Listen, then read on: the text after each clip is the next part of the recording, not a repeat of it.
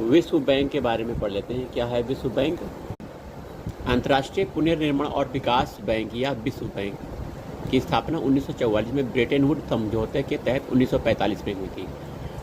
इसकी स्थापना के लिए जनेवा में 27 देशों के बीच समझौता हुआ। 25 जून 1946 से ये कार्य करना शुरू कर दिया था विश्व बैंक ने।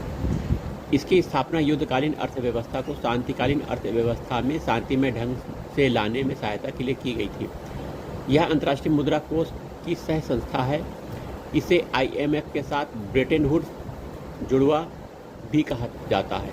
इसका मुख्यालय वाशिंगटन DC में है। वर्तमान में इसके सदस्यों की संख्या 189 है। इसे अपडेट कर लीजिएगा, ठीक है। IMF के सभी सदस्य विश्व बैंक के भी सदस्य होते हैं। विश्व बैंक प्रारंभ में 2 संस्थाओं के सहयोग से बना था। पहला है अंतर्राष्ट्रीय पुनर्निर्माण और विकास बैंक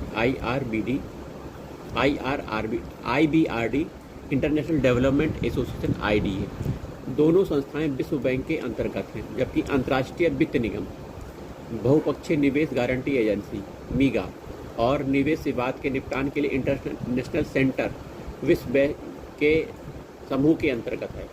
विश्व बैंक के उद्देश्य हम जान लेते हैं।